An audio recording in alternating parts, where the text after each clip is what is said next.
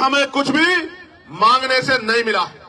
हर चीज के लिए हमारे अपने बीच के लोगों ने, जिनको आज हम महापुरुष के रूप में मानते हैं, उन्होंने संघर्ष किया है, अपना जीवन बलिदान किया है, अपने बच्चों का बलिदान दिया है, उन्होंने अपना सुख चैन त्यागा है। उसके कारण आज इस देश में कमजोर वर्गों के लोगों को हक और अधिकार मिलने का काम हुआ।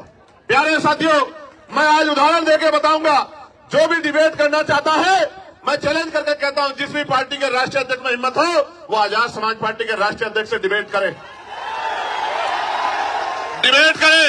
मैं सामान्य डिबेट में इसलिए नहीं जाता क्योंकि आजकल चैनलों पर डिबेट का अस्त्र खत्म हो गया है। अपने स्वाभिमान सम्मान की रक्षा स्वयं करनी है, वहां कोई भी आके बैठ जाता है और कुछ भी कहने लग जाता है। हम इतने लोगों का प्रतिनिधित्व करते हैं, इसलिए हमारी जिम्मेदारी है कि हम अपने सम्मान की रक्षा भी स्वयं करें। इसलिए मैं चैलेंज करता हूं कि जिनका भी प्रतिनिधित्व लोकसभा में है, उस पार्टी का कोई भी राष्ट्रीय अध्यक्ष यूजीसी के विषय पे हमसे डिबेट करे, और जो कमजोर वर्गों के विषय पर डिबेट करे, मुसलमानों के विषय पर डिबेट करे, ईसाइयों के विषय पर डिबेट करे, सिखों के विषय पर डिबेट करे, बौद्धिस्टों के विषय पर डिबेट करे, कर्मचारियों के विषय पर डिबेट करे, किसानों के विषय पर डिबेट करे, दलितों पिछड़ों के हक अधिकारों के विषय पर डिबेट करे, तो हम उनको जवाब देके बताएंगे कि हम जमीन से आए हैं, किसी नेता के पोते, बेटे, पोती, बेटी नहीं है। हमें जमीन का पता है कि आज हालात क्या हैं और लंबे समय से हालात क्या थे। प्यारे साथियों, बड़े गौर से सुनो। नारे तो आप लगा रहे थे बहुत दिनों से, लेकिन खाली नारे से बात नहीं आगे बढ़ेगी। प्यारे साथियों, मैं जानता हूं शिक्षा के दरवाजे किसी और ने नहीं खोले। अगर राष्ट्रपिता ज्योतिबा फूले प्रयास नहीं करते तो आज हमारे तन पे ये कपड़े नहीं आते। अगर शिक्षा में सबसे बड़ा योगदान किसने दिया है तो राष्ट्रपिता ज्योतिबा फूले ने दिया, मां सावित्रीबाई फूले ने दिया, मां फातिमा शेख ने दिया। प्यारे साथियों, इस देश में जिस आरक्षण को रोज बुरा भला कहा जाता है, हालांकि किसी की हैसियत नहीं है बुरा भला कहने की, क्योंकि जब आप ये कहते हैं, जब आप एक उंगली किसी की तरफ उठाते तो 4 उंगली आपकी तरफ भी जाती है, 3 उंगली एक अंगूठे का रुख भी आपकी तरफ होता है, जो आपको ये बताता है कि एक बार अपने गिरबान में भी झांकिए। जो लोग 10% आर्थिक आधार पर आरक्षण लेते हैं, संविधान के विरोध में जो आया है, वो भी आरक्षण का सवाल खड़ा कर सकते हैं। किस आधार पे? किस आधार पे? जो लोग सदियों से आरक्षण का लाभ लेते आ रहे हैं, तमाम संस्थानों पे काबिज हैं, जिन्होंने कमजोर वर्गों के लोगों को उनकी दुख तकलीफों के बाद, उनके भूखे पेट के बाद, जब उनकी बच्चों को तन ढकने का अधिकार नहीं था, जिन्होंने उनके आंसुओं के बाद भी, जिनके मुंह से एक शब्द भी हाय का भी नहीं निकला कि इनके साथ गलत हो रहा, वो हमसे सवाल कर रहे हैं। नहीं, आपको कोई अधिकार नहीं सवाल करने का। अगर सवाल करना चाहते हैं तो अपने अंदर पैदा करिए कि आपके अंदर न्याय की क्षमता है, आप न्याय प्रिय हैं, पहले साबित करिए, फिर आके सवाल कीजिए, हम आपके सारे सवालों का जवाब देंगे। प्यारे साथियों, आरक्षण क्या जाति के आधार पर मिलता है? आरक्षण क्षेत्र के आधार पर भी मिलता है। आप जाके देखो, जम्मू कश्मीर में आरक्षण क्षेत्र के आधार पर मिलता है। आप जाके देखो, हिमाचल में आरक्षण क्षेत्र के आधार पर मिलता है। आप जाके देखो, उत्तराखंड में आरक्षण क्षेत्र के आधार पर मिलता है। कौन कहता है जाति के आधार पर मिलता है? आरक्षण उनको मिलता है जो पीछे रह गए हैं, जिनका प्रतिनिधित्व कम है। और इस देश का मैं गारंटी से कहता हूं, कास्ट सेंसस करा के आप लोग डेटा उठा के लाइए, आइए डिबेट कीजिए और बताइए आपकी संख्या कम है। मैं गारंटी देता हूं, मैं चंद्रशेखर आजाद जो लोकसभा का सदस्य है और आजाद समाज पार्टी भी मानवीय कार्यकर्ता में वचन देकर कहता हूं, अगर किसी विभाग में आपका आरक्षण कम हुआ, चाहे वो विधानसभा हो या लोकसभा हो या कोई भी विभाग हो, अगर आपका आरक्षण, आपका प्रतिनिधित्व कम हुआ, मैं वचन देकर कहता हूं कि दलित पिछड़ों की लड़ाई को पीछे छोड़ के पहले आपकी लड़ाई लड़ने का काम करेंगे। इस बात का मैं आपको विश्वास दिलाता हूं। मैं संविधान को मानने वाला व्यक्ति हूं, न्याय प्रिय व्यक्ति हूं, इसलिए आपसे कह रहा हूं, तो मगर सच का सामना तो करना ही पड़ेगा। इस देश में अगर आरक्षण आया सबसे पहले तो 1902 में आया, जिसको छत्रपति साहू जी महाराज ने लागू किया, किसी और ने लागू नहीं किया। कुर्मी वंश के छत्रपति साहू जी महाराज ने लागू किया, उससे पहले तमाम न्यायप्रिय लोगों पे था अवसर, उन्होंने लागू नहीं। इस देश में अगर वोटिंग राइट मिला, इस देश के बहुसंख्यक लोगों को, बालिग लोगों को वयस्क मताधिकार मिला, सार्वभौमिक मताधिकार मिला, इसका श्रेय अगर किसी को जाता है तो वो बाबा साहब अम्बेडकर को जाता है। आपको इतिहास पढ़ना चाहिए। 1919 से पहले इस देश में बहुत कम % लोग वोट करते थे। मोंटेगो चेमफोर्ड सुधार समिति बनी और सुधार समिति ने नए पैमाने तय किए कि वोट देने का अधिकार उनको मिले जो जमींदार हैं, जो भूमि जिनके पास बड़ी संख्या में है, जो लगान देते हैं, जो टैक्स देते हैं, जो बहुत पढ़े लिखे हैं, जो पूंजीपति हैं, जिनपे व्यापार है। आप इतिहास उठा के देखो, जिनको ने आंख ही या जिनको अपने अधिकारों का पता ही संविधान के आने के बाद लगा है, उनकी संख्या कितनी रही होगी, आप इस बात को महसूस करके देखें। तो इसलिए मैं कह रहा हूं कि कुछ भी मांगने से नहीं मिला है। भारत ऐसा देश है जहां बाबा साहब अम्बेडकर ने जिस तरह आज हम इकट्ठा हुए, बहिष्कृत हितकारिणी महासभा के बैनर तले ज्ञापन दिया, उस ज्ञापन के बाद साइमन कमीशन भारत आया और साइमन कमीशन जब भारत आया उनकी रिपोर्टों के आधार पे गोलमेज कॉन्फ्रेंस हुई और तीनों गोलमेज कॉन्फ्रेंस के बाद बाबा साहब अम्बेडकर ने यह सुनिश्चित करवाया कि कमजोर वर्गों के लोगों को भी वोट का अधिकार मिलना चाहिए। तब इस देश में, और आपको जान के खुशी होगी कि न्यायप्रिय चरित्र किसे कहते हैं, कि भारत पहला ऐसा देश है कि संविधान के लागू होने के साथ देश की महिलाओं को और गरीब और अमीर तमाम तबकों के लोगों को वोटिंग राइट मिलने का काम हुआ। ये काम अमेरिका नहीं कर पाया, ये काम जर्मनी नहीं कर पाया, ये काम यूरोपियन कंट्री नहीं कर पाई, ये काम इंग्लैंड नहीं कर पाया। ये काम अगर किसने किया कि महिलाओं को बराबर का अधिकार मिले, तो ये भारतीय संविधान में बाबा साहब अम्बेडकर ने किया। हिंदू कोड बिल पे इस्तीफा दिया जब महिलाओं को उनके अधिकार नहीं दिला पाए, पिछड़ों को उनके अधिकार नहीं दिला पाए। इसलिए हम तो लंबे समय से उपेक्षाओं से लड़ रहे हैं। मैं बात आपको क्यों बता रहा हूं, जब हम चारों तरफ देखते हैं तो मानव रामसु वर्मा दिखाई देते हैं, संत राम बी प्रजापति दिखाई देते हैं, मान्यवर काशीराम साहब दिखाई देते हैं, मान्यवर दीना भाना वाल्मीकि साहब दिखाई देते हैं। जब हम चारों तरफ देखते हैं संत गाडगे जी महाराज दिखाई देते हैं, नारायण गुरु दिखाई देते हैं। जब हम चारों तरफ देखते हैं बाबू सिंह चौरसिया दिखाई देते हैं, परमानंद लोधी जी दिखाई देते हैं, अवंतिका बाई लोधी जी दिखाई देती है, कलकारी बाई दिखाई देती है, तमाम हमारे महापुरुष और वीरांगनाएं दिखाई देती है। ये सब कौन है? इन्होंने हमारी बस्ती में जन्म नहीं लिया, इन्होंने हमारे जिले में जन्म नहीं लिया, इन्होंने हमारे प्रदेश में जन्म नहीं लिया, मगर हम अपने मां बाप से ज्यादा इनका सम्मान करते हैं और इनके सम्मान पे खून की बूंद बूंद लगा सकते हैं। उसका कारण क्या है आप जानिए। उनका कारण यह है कि इन महापुरुषों ने अपने बच्चों को भी पीछे छोड़ दिया, इन्होंने हमारे लिए अपना पूरा जीवन जिया। इनकी वजह से आज हमें अधिकार मिले। इसका मैं उदाहरण बताता हूं। बाबा साहब अम्बेडकर ने अपने जीवन में 3 लोगों को गुरु माना। धार्मिक गुरु उन्होंने, न्याय गुरु के तौर पर उन्होंने महामानव तथागत बुद्ध को अपना गुरु माना, शिक्षा के क्षेत्र में उन्होंने राष्ट्रपिता ज्योतिबा फुले को अपना गुरु माना, और अंधविश्वास पाखंडवाद को यानी कि विज्ञानवाद के तर्क के आधार पर बात करने के लिए उन्होंने गुरु कबीर जी को अपना गुरु माना। आप समझो, बाबा साहब ने राष्ट्रपिता ज्योतिबा फुले को गुरु माना, उनके दिखाए रास्ते पे चले, साहू जी महाराज के रास्ते पे चले। इसी वजह से वो सामाजिक न्याय की बात को मजबूती से रख पाए। कहां थे लोग जब इस देश में स्तन टैक्स लिया जाता था? कहां थे लोग इस देश में जब विधवा विवाह रोका गया था? कहां थे जब सती प्रथाएं होती थी? कौन खड़ा था इस बात को लड़ने के लिए? जब महिलाओं को जिंदा जला दिया जाता था, वही महापुरुष खड़े थे जो समझते थे कि हर व्यक्ति के जीवन का मूल्य क्या है। प्यारे साथियों, बात मैं आपको क्यों बता रहा हूं कि हमारी पार्टी के नेता ये बात कर रहे थे कि भाई चंद्रशेखर आजाद पिछड़े वर्ग के लिए मैदान में आए, कोई नहीं आता। मैं उनको कहना चाहता हूं कि आप पिछड़े नहीं हैं, आप हमारे भाई हैं, हमसे पिछड़े में हैं। आप पिछड़े नहीं हैं, हम सब लोग पिछड़े हैं। आप हमारा परिवार हो, हमारे भाई हो, बस पिछड़े में हो, उन पिछड़ों को इकट्ठा करने के लिए हम लोग निकले। और आप ही नहीं, हर पीढ़ी शोषित वंचित किसान कमेरा, वो चाहे बौद्ध हो, सिख हो, सामान्य जाति का भी कोई गरीब है, शोषित है, उसको भी हमारा अपना है, उसके लिए भी हम लोग खड़े हैं। मुस्लिम समाज के लोग, क्या हालत आज आपने देश में देखा? मजारें गिर रही हैं, खानकाएं तोड़ी जा रही हैं, मस्जिदों में बुलडोजर चल रहा है। और अयोध्या में क्या हुआ? जिस व्यक्ति पे आरोप लगा के उसका घर तोड़ दिया, उसको बंद रखा, कोर्ट ने उसको बरी कर दिया। अगर हिम्मत है तो मुख्यमंत्री माफी मांगे अपनी बात के लिए, जो बात उन्होंने असेंबली में खड़े होकर कही थी कि इस धर्म के लोग गुंडागर्दी करते हैं। मैं आपको खुद बताना चाहता हूं कि सब लोग पीड़ित हैं, सब लोग पिस रहे हैं। अभी एक नौजवान साथी मुझसे मिला, मुझसे कहने लगा भैया हमारा विषय उठाना।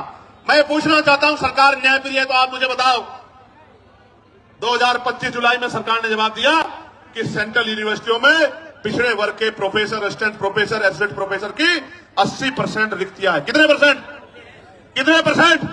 80% रिक्तियां।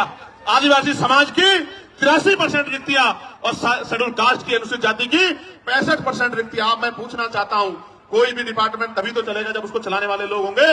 जिस डिपार्टमेंट में, जिस विभाग में 80% पद खाली पड़े हैं, वहां कौन हमारी पीड़ा को सुन रहा है? जब हमारा आदमी वहां है ही नहीं तो हमें न्याय वहां कहां से मिल सकता है? 45 सेंट्रल यूनिवर्सिटियों में 38 जो है, जो वाइस चांसलर है, कुलपति है, वो सामान्य जाति के हैं। हमारा विरोध ये नहीं है कि सामान्य जाति के हैं, हमारा विरोध ये है कि 45 में से 38 कितने परसेंट बैठता है कि SC, ST, OBC के लोगों में काबिलियत नहीं है? किस आधार पर आप ये बात कहना चाहते हो? एक SC का, एक ST का, 5 OBC समाज के, जिनकी संख्या 52%, उनको 12% भी नहीं मिल रहा। इसलिए आंदोलन करना पड़ता है, इसलिए यहां आना पड़ता है। हम तो जानते हैं। मैं आपको इस मंच से कह रहा हूं, फिर कह रहा हूं, याद करो फूले साहब को, याद करो साहू जी महाराज को, याद करो पेरियार को, याद करो रामसु वर्मा जी को, याद करो बाबू जगदेव प्रसाद कुशवाहा जी को, याद करो जगदम्बिका कपूरी ठाकुर जी को, याद करो परमानंद लोधी जी को, याद करो संत राम बी प्रजापति जी को, याद करो शिवराज चौरसिया जी को, याद करो। और मैं आपको भी कहता हूं, मुस्लिम समाज के मेरे भाइयों, कि अगर सर सैयद अहमद खान नहीं होते तो एक यूनिवर्सिटी भी आपके लिए नहीं बनती। आपको आइडिया नहीं है, कोई आपको पूछने वाला नहीं है। और अगर आपके लिए यूनिवर्सिटियां नहीं होती, आपको तालीम नहीं मिलती, तो आपको इस देश के सिस्टम में आने का मौका ही नहीं मिलता।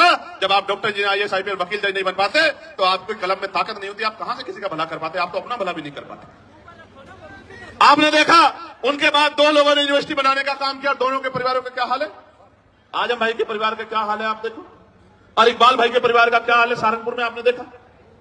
अगर वो कोई व्यापारी को बना लेता तो कोई दिक्कत नहीं थी, यूनिवर्सिटी बना के पढ़ाओगे और उनको सिस्टम में लाओगे तो लड़ाई हो जाएगी। बस असल बात है, मैं आपको ये बता रहा हूं मेरे प्यारे साथियों, प्रदेश का देश का कोई डिपार्टमेंट उठा के देख लो, अगर आप बैकलॉग ढूंढोगे तो मैं लिख के देता हूं कि अगर बैकलॉग भरा जाए तो आज ही 5, 7, 10 lakh schedule caste schedule tribe backward के लोगों को नौकरी, सरकारी पक्की नौकरी मिलने का काम होगा। लेकिन इन सरकारों ने क्या कर रखा है, इन्होंने ठेके सुविधा पे अपने लोग रख रखे, कम पैसे में लोग रख रखे हैं, जो लोग रख रखे हैं उनको पूरा पैसा नहीं मिलता, कॉन्ट्रेक्चुअल जॉब दे रखी है क्योंकि आरक्षण ना देना पड़े SC ST OBC के लोगों को। इसलिए मैं आपको कहना चाहता हूं, ये जो UGC आया, मैं इसका धन्यवाद करूंगा इस गाइडलाइन का। इसके आने से कई लोगों के चेहरे बेनकाब हुए जो कहते थे हम सेकुलर हैं, हम न्याय प्रिय हैं।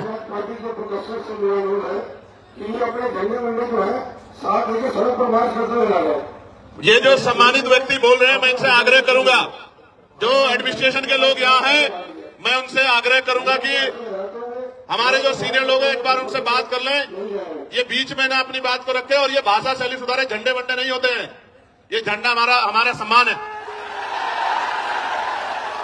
और इस बार अगर ये भाषा शैली नहीं सुधारेंगे तो फिर ये आंदोलन आज ही नहीं, अब आगे कल के लिए भी कह दूंगा और लोगों को अपील कर दूंगा, फिर देख लेना संभाल नहीं पाओगे इस तरह करोगे। प्यारे साथियों, मैं आपको कुछ और कहना चाहता हूं, गौर से सुनो, इन बातों पर ध्यान मत दो। ये तो पुलिस के भाई हैं, एडमिनिस्ट्रेशन के भाई हैं, सरकार के हिसाब से काम करते हैं, हमें इनकी मदद लेनी है, हमारा इनका कोई झगड़ा नहीं। आप गौर से सुनो मेरी बात को।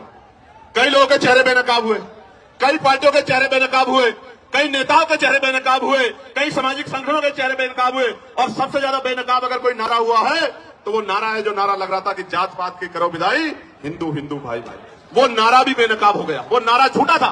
अगर वो नारा सच्चा होता तो मैं पूछना चाहता हूं कि जब मंडल कमीशन की बात आती है, जब SC ST आयोग की बात आती है, SC ST एक्ट की बात आती है, जब UGC की नई गाइडलाइन की बात आती है, तो आप आंदोलन क्यों करते हो हमारे खिलाफ?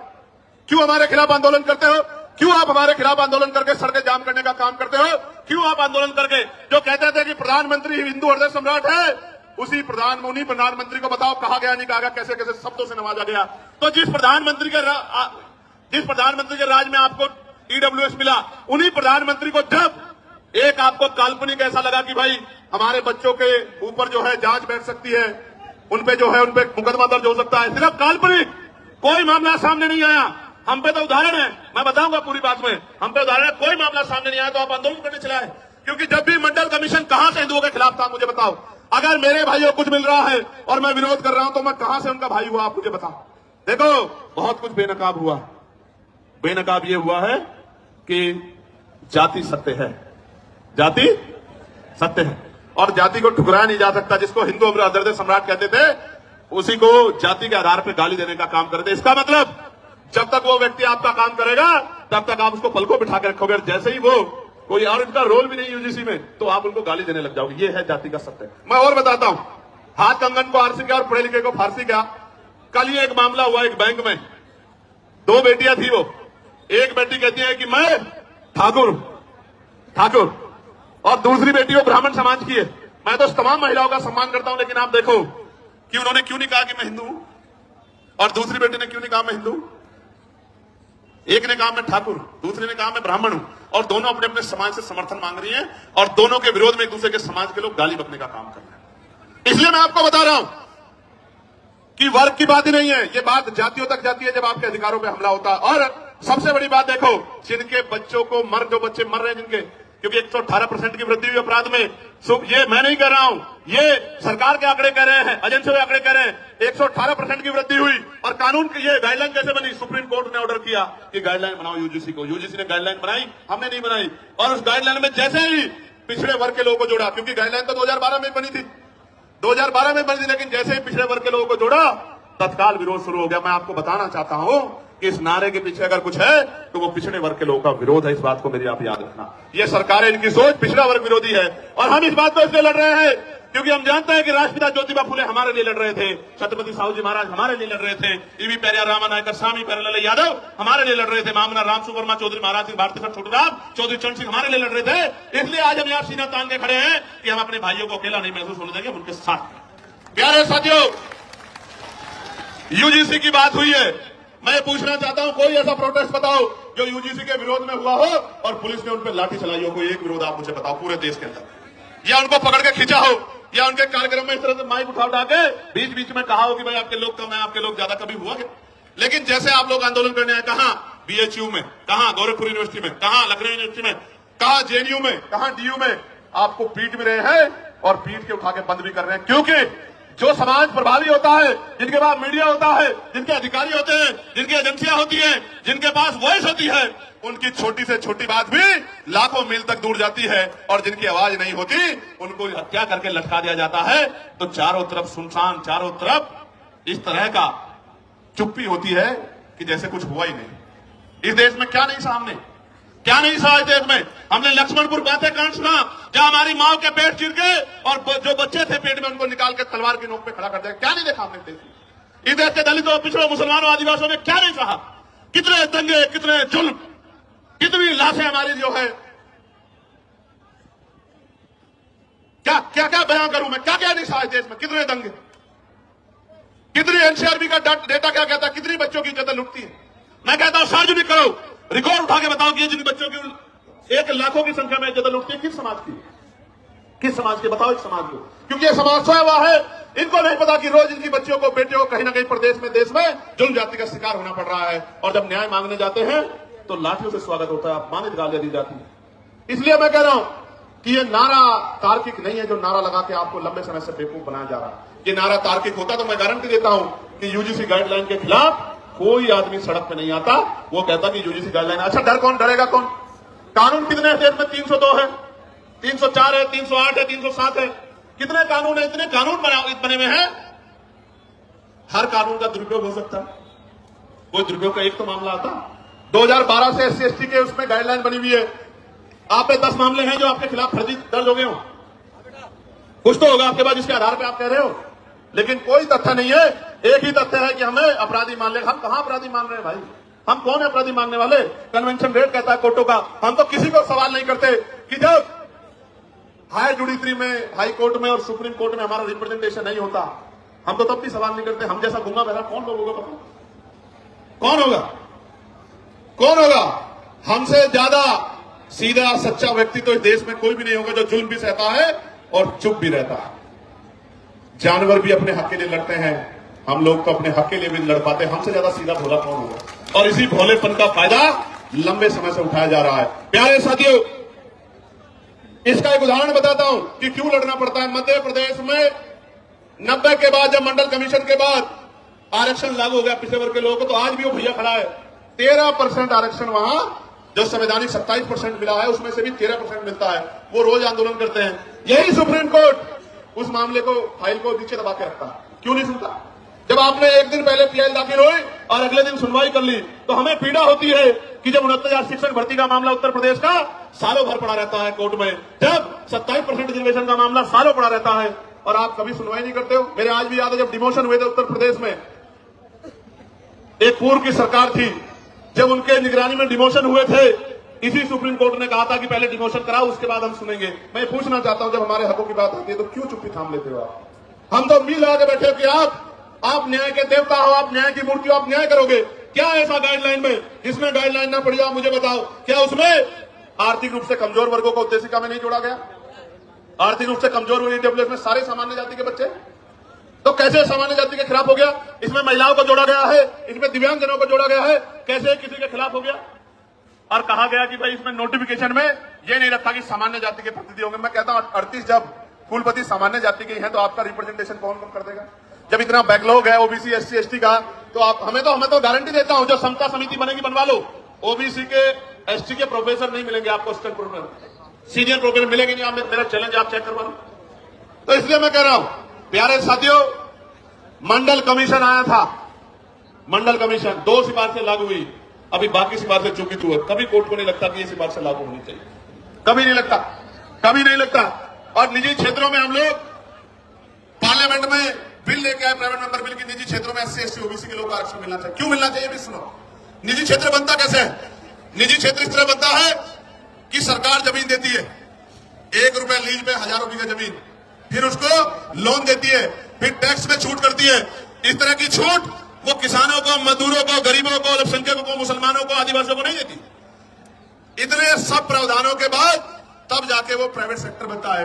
तो जो सारा ही सरकारी पैसे से बना हो, सारा ही सरकारी जमीन पे बना हो, तो उसमें कमजोर वर्गों को हिस्सेदारी क्यों नहीं मिलनी चाहिए? कोई पूछने वाला है क्या?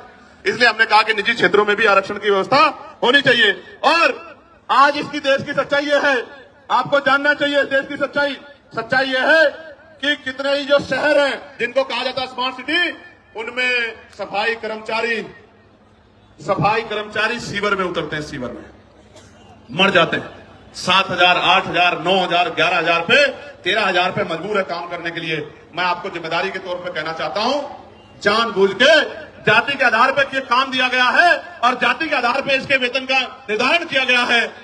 पर की नौकरी छीन के ठेकेदारी सुविधा पे नौकरी देके आज भी हमारे लोग गटर में मरते हैं। किसी को दुख क्यों नहीं होता? क्यों नहीं सुप्रीम कोर्ट संज्ञान लेता? एक मुख्यमंत्री असम का यह कहता है कि 5 की जगह 4 रुपए दो, इतना सताओ कि ये प्रदेश छोड़ के भाग जाए। जो वीडियो जारी करता है जिसमें सीने पे गोली मारने का जो है निर्देश दिया गया है, मैं पूछना चाहता हूं सुप्रीम कोर्ट सुमोटो क्यों नहीं लेता है? इस वायलेशन में सुप्रीम कोर्ट चुप क्यों है? हमारे नरसंहार पर सुप्रीम कोर्ट चुप क्यों है?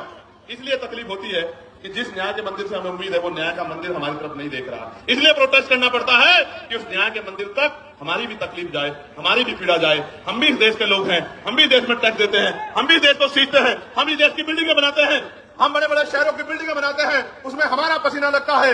न्यूनतम वेतन मजदूरी पे और मजदूरी मांगने पे हत्या भी होती है। हम ही देश की बिल्डिंगें बनाते हैं, हमारे पसीने खून से बिल्डिंगें बनती हैं। हमारी माएं, हमारी बहनें, हमारे बच्चे पेट पे जो है हमारी माएं बच्चे बांध के इस बिल्डिंगों में चला के मशीनरी तो आ जाइए, इस देश को मजबूत करने का काम करते हुए बड़ी बड़ी बिल्डिंगें बनाती है।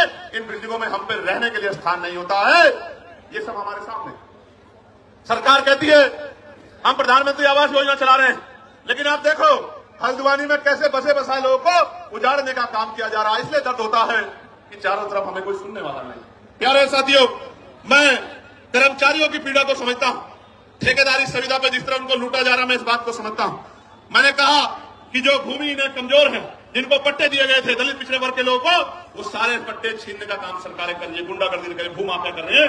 लेकिन सुप्रीम कोर्ट संज्ञान नहीं लेता और अगर फाइल जाएगी, और मैं दूसरों की नहीं कहता, मैं अपने मामलों को जो अन्याय मेरे साथ हुआ उनको लेकर सुप्रीम कोर्ट जाऊंगा। आप देखना कितने कितने दिन बाद फाइलों का मौका मिलेगा, आप निर्धारण करना।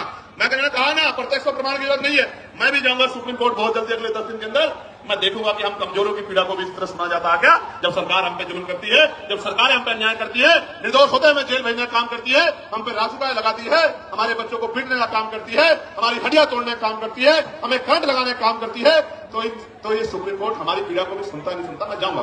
प्यारे साथियों, आज इस देश में शिक्षा बाजार बन गई है, शिक्षा बाजार बन गई है। गरीब आदमी अपने बच्चों को अच्छी पढ़ाई नहीं दिला सकता, कोई पूछने वाला नहीं है। बच्चे पढ़ेंगे नहीं तो आगे कैसे जाएंगे? और जो चला जाता है वो हिंसा का शिकार हो जाता है, जातीय भेदभाव का शिकार हो जाता है। मैं दूर नहीं जाता, कहते हैं ना कि भाई उदाहरण की जरूरत पड़ती है। मीडिया के साथी यहां हैं। वर्ष 2012 में वर्धमान जो अब सफदरजंग है, महावीर मेडिकल कॉलेज में SC ST समुदाय के MBBS कर रहे छात्रों को फिजियोलॉजी के लिखित टेस्ट में जाति देकर जानबूझ कर फेल किया गया। आरोप लगे, जांच हुई और आपको जान के अचरज होगा, छात्रों की शिकायत पे जब दर्ज हुई, सरकार ने कमेटी बनाई जिसका नाम था मुंगेकर कमेटी। मुंगेकर कमेटी की जांच में पता लगा कि SC ST के बच्चे के पेपर पे अंकित जाति देख के चुन चुन के फेल किया गया। तो हमारे मन में सवाल क्यों ना पैदा हो कि हमारे साथ कास्ट बेस्ड डिस्क्रिमिनेशन होता है। और ऐसा ही नहीं, कमेटी की रिपोर्ट पे कोर्ट ने उन छात्रों को मात्र पास ही नहीं किया, दोषियों के खिलाफ 10-10 लाख रुपए का मुआवजा देने के लिए आदेश दिया, दोषियों पे कार्रवाई की। मैं इसलिए आपसे कह रहा हूं कि होता है डिस्क्रिमिनेशन, कास्ट बेस्ड डिस्क्रिमिनेशन होता है, इसलिए तो हम कह रहे हैं। और हमने थोड़ा ही गाइडलाइन बनाई, हमारी पीड़ा को आपने काफिला, सुप्रीम कोर्ट के आदेश को आपने सुन के गाइडलाइन बनाई। मैं धन्यवाद करूंगा कि उन गाइडलाइनों को हमारे पढ़े लिखे लोगों ने पढ़ा। भाई देखो, 2 तरह का समाज है अभी। एक वो जो हाशिए पे गांव में रहता है, लेकिन वो मेहनत मजदूरी करके उनके पिताजी भी अपने बच्चे को यूनिवर्सिटी भेजने का काम कर रहे हैं। यूनिवर्सिटी क्यों भेज रहे हैं? कि मेरी गरीबी, बेबसी, लाचारी, परेशानी, बीमारी, तकलीफों को ये मेरा बेटा पढ़ लिख के doctor, engineer, IAS, IPS professor बनके 2 रुपए कमा के सम्मान का जीवन खुद भी जिएगा, मेरी तकलीफों को भी दूर करेगा, मेरे दरिद्र को भी काटेगा। वो बच्चा पढ़ने आता है लेकिन वो उत्पीड़न का शिकार हो जाता है। और ये मैं नहीं कह रहा हूं, ये एजेंसियों की रिपोर्ट कह रही है, इसलिए इस आधार पर गाइडलाइन बनी है। प्यारे साथियों, बातें तो बहुत है कहने को, लेकिन मैं ये कह रहा हूं, ये सच है कि जहां आपकी आवाज नहीं होगी वहां सुनवाई नहीं होगी। इसलिए आपको अपनी आवाज को मजबूत करना पड़ेगा। आज इस आंदोलन का पहला चरण है, आज यहां है, कल राष्ट्रीय अध्यक्ष भीम आर्मी के नेतृत्व में भोपाल में होगा। 9 तारीख को राजस्थान में हुआ था। हम लोग इतनी चैन से नहीं बैठने वाले हैं। हमें जब मुझसे कोई पूछता है कि चंद्रशेखर भाई कैसे आए जीत के, तो मैं कहता हूं मैं नहीं आया, मेरे लोगों ने मुझे चुन के भेजा है, क्योंकि आज उनकी आवाज को उठाने वाला कोई भी नहीं है। आज उनके दर्द पे, उनकी दर्द पीड़ा पे बोलने वाला कोई नहीं है। मेरी क्या औकात थी कि मैं आ जाता लोकसभा में? मेरे लोगों ने वोट और नोट देके मुझे चुन के भेजा है। मेरी जिम्मेदारी बैठती है कि अगर उनकी तरफ आंच है, उनकी तरफ उंगली उठे, तो मैं भी बोलूं और अपने साथ के जागरूक लोगों को भी बोलने के लिए तैयार करूं। इसलिए आज ये आंदोलन हो रहा है। प्यारे साथियों, इस देश में संविधान है, आर्टिकल 25-26 है, धार्मिक आजादी है। मैंने आज ही पार्लियामेंट में पूछा कि आप ये बताओ, तमाम त्योहारों पे आप व्यवस्था करते हो, लेकिन भगवान बुद्ध की जयंती पे, संत कबीर जी की जयंती पे, गुरु रविदास जी की जयंती पे, पेरियार जी की जयंती पे, फूले जी की जयंती पे, साहू जी की जयंती पे, तमाम जो हमारे महापुरुष हुए हैं, मुस्लिम समाज में भी हुए, सिख समाज में भी हुए, जैन समाज में भी हुए, बौद्ध समाज में भी हुए, उनकी जयंतियों के अवसर पे, उनके धार्मिक आयोजनों पे आप बजट क्यों नहीं देते हो? बताओ। आप ईद पे क्या बजट खर्च करते हो? आप मुहर्रम पे क्या बजट खर्च करते हो? आप शब बारात पे क्या बजट खर्च करते हो? क्या इस देश के धन पे कुछ ही लोगों का अधिकार है? फिर ये देश, ये सरकार सबका साथ सबका विकास के झूठे नारे के साथ क्यों खड़ी है? ये कहे कि धन तुम्हारा और अधिकार हमारा, धन तुम्हारा अधिकार हमारा, हम अपने लोगों को देंगे, ये सच बताने का काम करें। हम जानते हैं सच क्या है। प्यारे साथियों, मैं लगातार उन विषयों को पार्लियामेंट में उठाने का काम करता हूं। हमारी संख्या कम है, इसलिए मुझे समय कम मिलता है, लेकिन ये संख्या कम हमेशा नहीं रहेगी। ये संख्या हमेशा कम नहीं रहेगी, हमें लड़ाई लड़नी पड़ेगी। और अगर हम चुप रहे ज्यादा दिन तक, वो दिन दूर नहीं है कि हमारी आने वाली पीढ़ियां इस देश में पुनः गुलाम हो जाएंगी। गुलामी की बेड़ियां काटने के लिए हमें संघर्ष करना पड़ेगा और क्रांति की ज्वाला में अपना बलिदान देने के लिए सतत तैयार रहना पड़ेगा, क्योंकि महापुरुषों ने संघर्ष किया था तो हम लोगों को अवसर मिला है। और अगर आज हम लोग संघर्ष करेंगे तो आने वाली पीढ़ियों को अवसर मिलेगा। और अगर हम लोगों ने चुप्पी थाम ली, निजी स्वार्थों में चुप हो गए, जिस तरह हमारे कुछ नेताओं ने अपने लोगों का हाथ छोड़ के और ये कहा कि भाई हम इनके साथ है, मैं कहना चाहता हूं आपको सबके साथ रहना चाहिए, लेकिन गलत को गलत और सही को सही तो कहना चाहिए। अगर गलत होता तो मैं भी उनकी बात करता, लेकिन जब गलत नहीं है तो सिर्फ वोट के लिए आप उधर चले गए। जब आप पावर में नहीं हो तो आज आप उधर जाके खड़े हो गए हो, कल आप पावर में होंगे तो मैं कैसे उम्मीद करूं कि आप हमारे लोगों के बारे में सोचोगे। ये बहुत बड़ी चिंता हमारे समाज के सामने, हम गरीब, कमजोर, दलित, पिछड़े मुसलमानों के सामने देश में आ गई। प्यारे साथियों, चारों तरफ अंधेरा है, चारों तरफ चुप्पी है, सब लोग आंखें बंद करके बैठ गए हैं। ऐसे दौर में अगर हम लोगों ने भी आंखें बंद कर ली तो मैं लिख के देता हूं कि लड़ने की हिम्मत टूट जाएगी। मेरी बात को आप याद रखें। जब मैं ये लड़ाई लड़ रहा हूं, आपको नहीं पता इसके बाद मुझे क्या मिलेगा। मीडिया में जो उस तरह की सोच के लोग हैं, वो मेरे खिलाफ राजनीतिक प्रोपगंडा चलाएंगे, झूठे प्रोपगंडे चलाएंगे। वो जो अधिकारी उस सोच के हैं, वो मुझे, मेरी पार्टी कार्यकर्ताओं को तोड़ने की कोशिश करेंगे, झूठे मुकदमे लगाएंगे। लेकिन मैं आपको बताना चाहता हूं, जीवन एक बार मिला है, जीवन बार बार नहीं मिलता। मौत कल की आती आज आ जाए, हम अपने लोगों के हितों से किसी भी कीमत पे समझौता नहीं करेंगे। और अगर हम जैसे लोग चुप हो गए, हम जैसे लोग बैठे, तो मैं लिख के देता हूं कि फिर कोई हिम्मत नहीं कर पाएगा कि वो लड़ाई को लड़ ले। प्यारे साथियों, लड़ाई बड़ी महत्वपूर्ण है। आज आपने इतनी बड़ी संख्या में जुट कर ये संदेश सरकार को दे दिया कि आप लोग कमर कसे हुए बैठे हो, मेरे एक आदेश का इंतजार कर रहे हो। मैं आपको विश्वास दिला के बताता हूं, चंद्रशेखर आजाद के लिए, आजाद समाज पार्टी के एक सिपाही के लिए, हमारे नेताओं के लिए, कार्यकर्ताओं के लिए समाज हित पहले है, व्यक्तिगत हित बाद में है।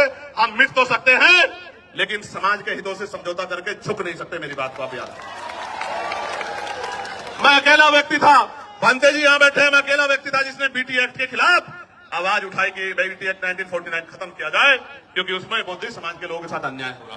प्यारे साथियों, ये बातें मैं आपको इसलिए बता रहा हूं कि आपको जागरूक होना पड़ेगा। यहां तो बहुत सारे ऐसे लोग हैं जो बिल्कुल अपने से दिखाई देते हैं, ऐसा ही पढ़ना पहनते हैं, लेकिन अपने नहीं हैं। आज तो हर पार्टी आपको लुभाने के लिए अपने नेताओं को, फरीदाबाद के लोग सुनो, पलवल के लोग सुनो मेरी बात को, हर पार्टी ऐसे पटके पहना के अपने लोगों को घुमाने लगी है, लेकिन ऐसा पटका पहनने वाला सच्चा नहीं हो सकता। बाबा साहब अम्बेडकर को और बहुजन महापुरुषों की विचारधारा पर चलने वाला व्यक्ति सच्चा हो सकता है। नीला पटका तो बाजार की हर दुकान पर मिल जाएगा, कोई भी पहन घूम जाएगा। कोई पार्टी बताओ, आप औरों को छोड़ो, भारतीय जनता पार्टी को देखो, जिन आरएसएस के लोगों ने जीते जी बाबा साहब की शव यात्रा निकाली, वही आरएसएस के बीजेपी के लोग सबसे बड़ा फोटो बाबा साहब का लगाते हैं नहीं लगाते हैं?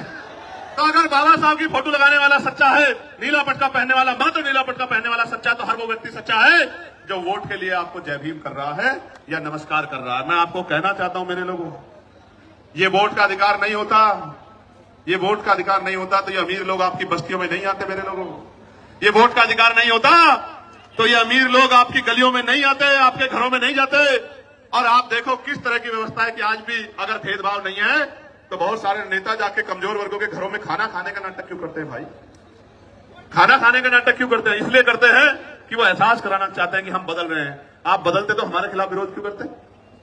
क्यों विरोध करते हमारे खिलाफ? हमारे बच्चों की जान जा रही है, आप पे एक मामला नहीं है। मैं चैलेंज करता हूं, अगर झूठे मुकदमे दर्ज करने की बात आप कर रहे हैं तो 12 से गाइडलाइन बनी है, 26 हो गया है। आप 100 मामले उठा के लेके आओ, हम लोग चर्चा करेंगे, आपकी बात को सुनेंगे। लेकिन मैं मानता कि अगर आपने यूनिवर्सिटी में बैठे अध्यापकों ने, प्रोफेसरों ने, यूनिवर्सिटी में पढ़ने वाले उन बच्चों ने जो आज डर रहे हैं, अगर आगे बढ़ के उन्होंने कहा होता कि डिस्क्रिमिनेशन हो रहा है, कानून बनाओ, तो मैं स्वागत करता कि आपका चरित्र न्याय कीजिए है। प्यारे साथियों, मैंने पहले भी कहा, वही डरेगा जो अपराध करेगा।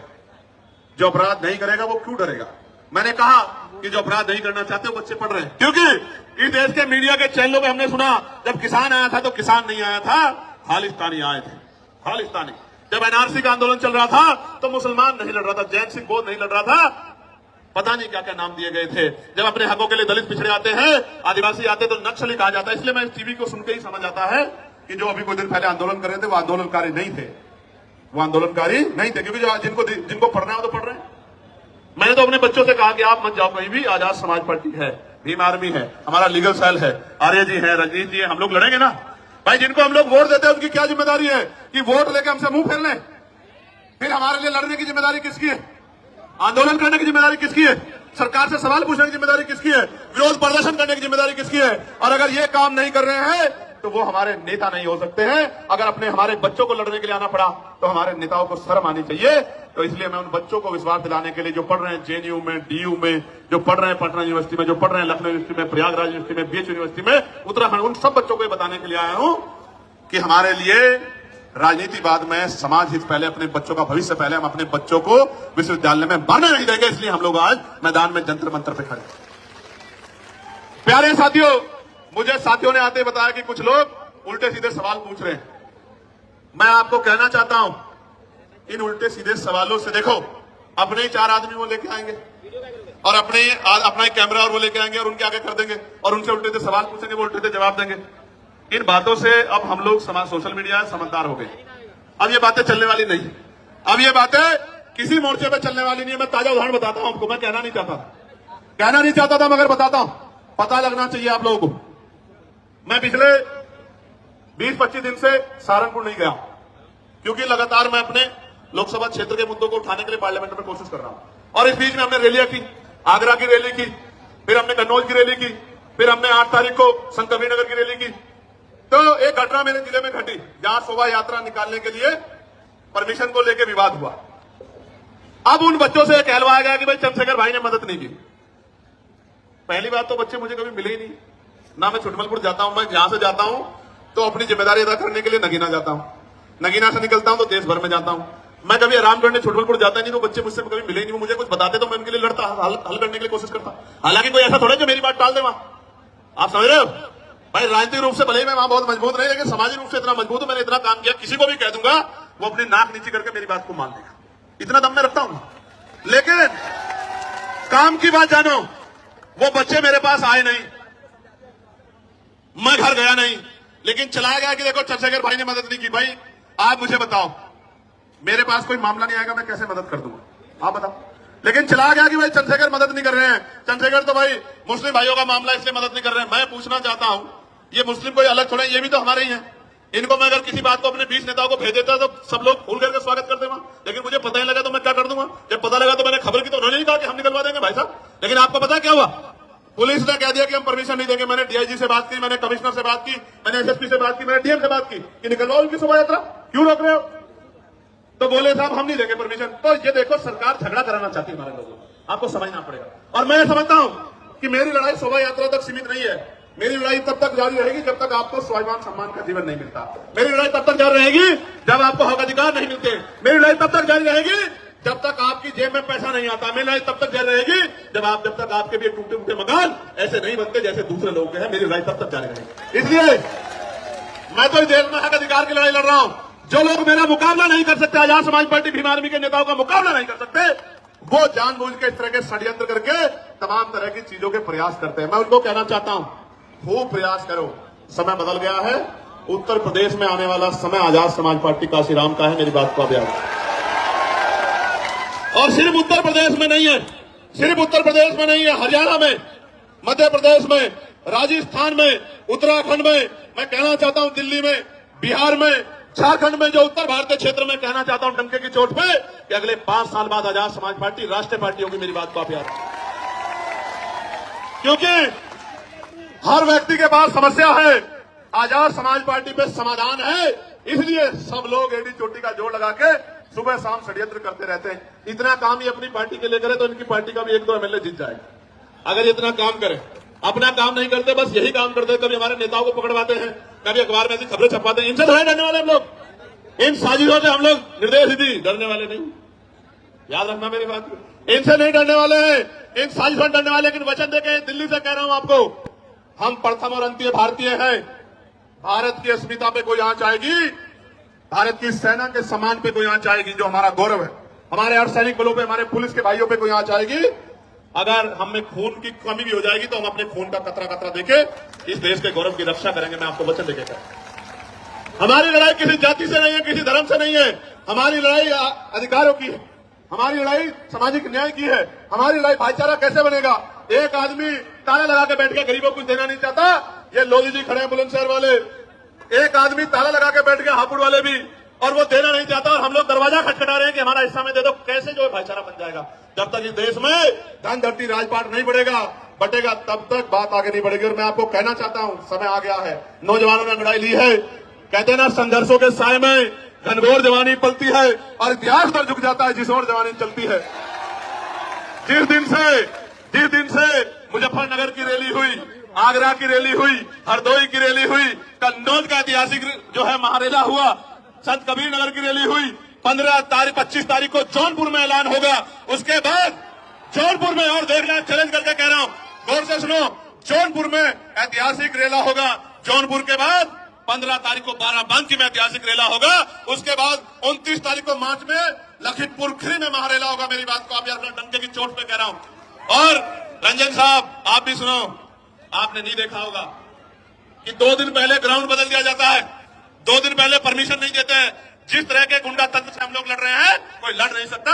हमारी बड़ी बड़ी रैलियां होती है और मीडिया में 1 मिनट नहीं होती कि वो आजाद समाज पार्टी की न्यूज दिखा। लेकिन हम नाराज नहीं हैं, हम ये मानते हैं कि अभी हमारी शक्ति कम है, हम इसको बढ़ाएंगे। हम मजबूर करेंगे कि हर एक व्यक्ति की नजर हमारी तरफ जाए, हर एक व्यक्ति की नजर हमारी तरफ जाए, वो हमारे दर्द को महसूस करे, वो हमारे विषयों पर चर्चा करे। वरना एक ही समाज के लोग टीवी के पूरे पैनल में बैठ जाएंगे और एंकर भी उसी समाज से, कैसे दलितों, पिछड़ों के, मुसलमानों के हालातों में चर्चा कर लोगे। मेरे भाई, आप ही सोचो क्या हालात। प्यारे साथियों, गरीब का दर्द गरीब समझता है और मजलूम का दर्द मजलूम समझता है। कोई शोषक शोषितों का दर्द नहीं समझ सकता है। प्यारे साथियों, मैं आज इस मंच से नगीना के लोगों से माफी चाहता हूं, क्योंकि नगीना के लोगों की इच्छाएं बहुत हैं, लेकिन मैं मजबूर हूं कि नगीना से उत्तर प्रदेश फतेह नहीं हो सकता है। इसलिए मैं 1 साल का समय नगीना के लोगों से चाहता हूं। जब 27 का चुनाव खत्म हो जाएगा, मैं वचन दे कहता हूं, मैं नगीना को 1 मिनट के लिए नहीं छोड़ूंगा, आपके साथ रहूंगा 24 घंटे। लेकिन अभी आप अपने दिल पे हाथ रख के बोलो और बताओ, क्या नगीना, मात्र नगीना को मेरी जरूरत है या पूरे उत्तर प्रदेश में जाके जन जागरण की जरूरत है? आप बताओ। देखो, मेरे पास अभी 5 करोड़ की निधि है और वो ट्रांसपेरेंट है। मैं चैलेंज कर कहता हूं, अगर मेरी साख पे कोई सवाल खड़ा कर देगा तो जो सजा देगा उसको मान लूंगा। वो सबके सामने है। मैं कोशिश करता हूं कि किसी का काम जो जरूरी है वो ना रुके। मैं फिर कह रहा हूं, ये 5 करोड़ में सीमित हूं मैं। जिस दिन राजकाज बनेगा, सिर्फ नगीना नहीं, जिस चीज पे आप हाथ रख दोगे कि भाई ये काम होना चाहिए, मैं गारंटी देता हूं वो काम करके दिखाएंगे आप। मेरी बात। इसलिए प्यारे साथियों, 1 साल का समय दे दो। 1 साल, इतने साल जुल्म सहाय आपको बिल्कुल लग रखा। 1 साल का समय दे दो। 1 साल के बाद आपकी तरफ एक भी शिकायत की सुई नहीं आने देंगे। इस बात का मैं आपको विश्वास हूं। प्यारे साथियों, शामली भैंसवाल के लोग धरने में बैठे हैं, कुछ लोग यहां भी आए हैं हमारा समर्थन करने। मैं उनका बहुत समर्थन करता हूं। उनकी जो मांग है आप बताइए, हम लोकसभा के पटल पे भी उठाने का काम करेंगे और उनको जाके मजबूती देने का भी काम करेंगे। प्यारे साथियों, अंत में जब मैं अपनी बात को खत्म करूंगा तो मैं आपसे भी कुछ उम्मीद करके आया। बताओ मेरी मदद करोगे नहीं करोगे? और मेरी मदद का मतलब क्या है सुनो, मेरी मदद यानी कि आपकी खुद की मदद। गौर से सुनना, आज हमने किसी को नहीं पता था हमारा प्रदर्शन यहां होता है तो पूरा कनॉट पैलेस, पूरा ये क्षेत्र जाम हो जाता है। इस बात को पूरा प्रशासन पुलिस जानती है। आज हमने चुनिंदा लोगों को, ये भी हजारों हजार संख्या में हो गए हैं, अलग अलग स्टेट से बताया कि उनको जाकर किस तरह लड़ाई लड़नी है। राजस्थान के कुछ साथी दिख रहे हैं, हरियाणा के कुछ साथी दिख रहे हैं, यूपी के कुछ साथी दिख रहे हैं, मध्य प्रदेश के कुछ साथी दिख रहे हैं, इसी तरह उत्तराखंड के साथी भी दिख रहे हैं, दिल्ली का तो बारंबार हम लोग धन्यवाद करते हैं, बिहार के साथी दिख रहे हैं। मैं आपको ये कहना चाहता हूं, गौर से सुनो, मैं आपको ये कहना चाहता हूं, अंत में गौर से सुनो, मैं आपसे क्या चाहता हूं। आप यहां से जब घर लौटो तो इस बात को समझो कि political power is the master की। जब तक राजनीतिक सत्ता हमारे पास नहीं होगी तो हमारे हितों में फैसले नहीं होंगे, पॉलिसियां नहीं बनेंगी। मैं आपसे, आप उससे मेरे खून का कतरा कतरा ले लो फौजी साहब, लेकिन मैं आपसे आग्रह कर रहा हूं कि गली मोहल्लों में जाके अपने वोट को संगठित करके अपनी ताकत 2027 में उत्तर प्रदेश के अंदर बनाओ। और मैं बड़ी बात नहीं कह रहा हूं श्री जी, एक मौका आप आजाद समाज पार्टी काशीराम को मिलने दो। मैं वचन देकर कहता हूं, विश्वास से कहता हूं, पूरी हिम्मत से कहता हूं कि जो लोग आज हमारे साथ नहीं है वो भी ये कहेंगे कि हम उसका विरोध भले ही कर सकते हैं, उस पार्टी का, उसकी पॉलिसी का, लेकिन उनका काम में मुकाबला नहीं कर सकते। ऐसा काम करके दिखाएंगे, मेरी बात को आप याद रखें। प्यारे साथियों, मैं पुलिस के भाइयों का बहुत धन्यवाद दूंगा। एड्रेस मुझे भी नहीं पता अभी है। एक मिनट, एक आदमी को बोलने दो। आजमगढ़ वाली होगी, अभी बाद में देंगे आजमगढ़ को मौका। अभी आप ये सुनो, 25 तारीख को जौनपुर में कार्यक्रम है, रैली, एक बात। और 25 तारीख के बाद 15 तारीख को, 15 मार्च को रैली है बाराबंकी लखनऊ के पास, और 29 मार्च को है लखीमपुर खीरी, और 5 अप्रैल को है उत्तराखंड के साथियों को भी मौका दिया है कि वो भी अपनी शक्ति को इस बार दिखा दे। बहुत दिन हो गए हैं उनको भी, क्योंकि इस बार उत्तराखंड से भी हमारा प्रतिनिधित्व आने वाला है, ऐसा भी मेरा विश्वास है। प्यारे साथियों, आप यहां जुटे हो, बड़ी ताकत दी आपने आके, इतनी छोटी कॉल पे इतनी मजबूती से आपने आंदोलन किया। 500 लोगों के आंदोलन को 50 बार टीवी में दिखाया जाता है, 5 लोगों के आंदोलन को ब्रेकिंग न्यूज में दिखाया जाता है। आशा और उम्मीद है कि आज आपकी तरफ भी मीडिया की निगाह जाएगी, ऐसा मेरा विश्वास है।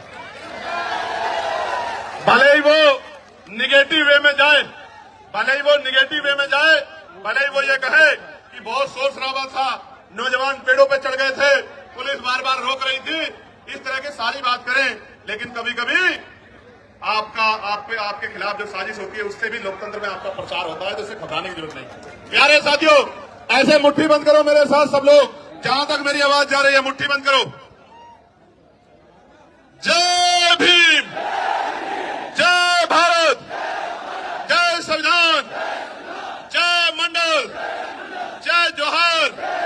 आवाज दो, आवाज दो। यूजीसी गाइडलाइन लागू करो, यूजीसी गाइडलाइन लागू करो, बाक लोग भरो, बाक लोग भरो, किसानों को एमएसपी की लीगल गारंटी दो, निजी क्षेत्रों में SC ST OBC को आरक्षण दो, प्रमोशन में रिजर्वेशन SC ST OBC को लागू करो, पुरानी पेंशन बहाल करो, गरीबों की जमीन लूटना सरकारें बंद करें। बंद करो, बंद करो। एक अंतिम बात, यूजीसी पे सरकार का पक्ष भी आपको जानना चाहिए। शांत होकर सुनो भाई, बहुत इंपॉर्टेंट है बात।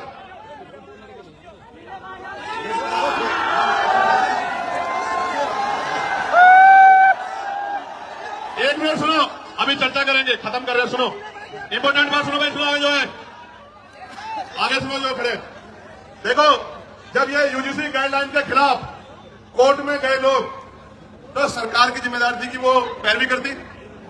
आप क्योंकि सुप्रीम कोर्ट की जो कार्रवाई है वो भी अब ऑनलाइन है, तो सॉलिसिटर जनरल जो है हमारे, उन्होंने एक शब्द नहीं कहा कि भाई ये होना चाहिए, इसमें कोई कमी नहीं है। अगर वो बोलते तो मानते सरकार इस पक्ष में थी। गौर से सुनो, क्योंकि जब किसानों के खिलाफ कानून बने और किसान आए कोर्ट में तो सॉलिसिटर जनरल की खूबियां गिना रहे थे, 370 पे खूबियां गिना रहे थे, 3 तलाक पे खूबियां गिना रहे थे और तमाम कानूनों पे खूबियां गिना रहे थे।